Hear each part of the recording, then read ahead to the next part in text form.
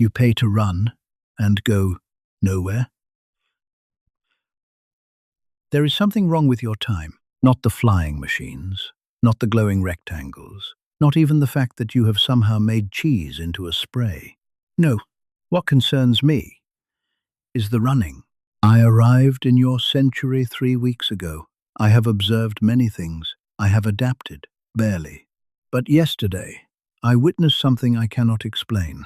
A man, healthy, well-fed, clearly not being chased, ran past me at full speed. I looked behind him, nothing. I looked ahead of him, nothing.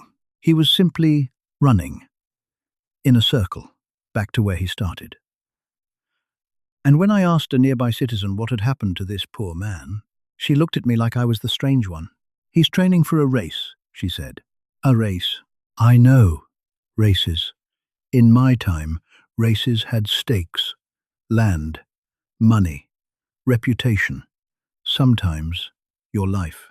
So I asked her, what does the winner receive? She thought about it. A medal, and maybe a banana. I needed to sit down. I decided to investigate further. I found one of these events. A 5K. I still do not know what the K means, and at this point, I am afraid to ask. I arrived at dawn because apparently suffering is best done early, and what I found was a crowd, hundreds of people, all gathered voluntarily, all wearing the same uniform, shoes that cost more than my first horse, trousers so tight they leave nothing to the imagination, and a numbered rectangle pinned to their chest like livestock at auction. But here is where it becomes truly extraordinary. I asked a man near me how much it cost to participate. He told me the number. I laughed, because I assumed he was joking. He was not joking. These people had paid real money to stand in the cold at 6 in the morning, to wait for a signal so that they could run to a place and then run back. I have so many questions, and none of them have satisfying answers. Then someone fired something into the air. I flinched, obviously, and they all began running at once. And the noise they made, cheering, encouraging each other. Strangers screaming at strangers to keep going. Don't stop. You've got this. In my time, that kind of desperate encouragement meant someone was dying. Here it meant kilometer 2. I watched a woman slow down around what I believe was the halfway point. She looked finished, destroyed, like a soldier at the end of a very bad campaign. And then a stranger grabbed her by the shoulders and said, "You're doing amazing, keep going." And she kept going. I did not know whether to be horrified or inspired. I settled on both. At the end, and I use end loosely, because no one was waiting for these people. No enemy had been defeated. No territory had been claimed. They received their medals. I examined one up close. Round, shiny. A ribbon in colors that reminded me of a flag of a country I don't recognize. On the front, it said, "Finisher, not winner. Not champion, finisher." As in, you completed the thing you chose to do and paid to do and woke up at 5 for. And they held these medals like they had won wars. Photographs were taken. Tears were shed. One man kissed his medal. And I thought, in my time, I have seen men receive medals for things that would make your blood run cold. And not one of them held it the way this man held his. Then came the eating.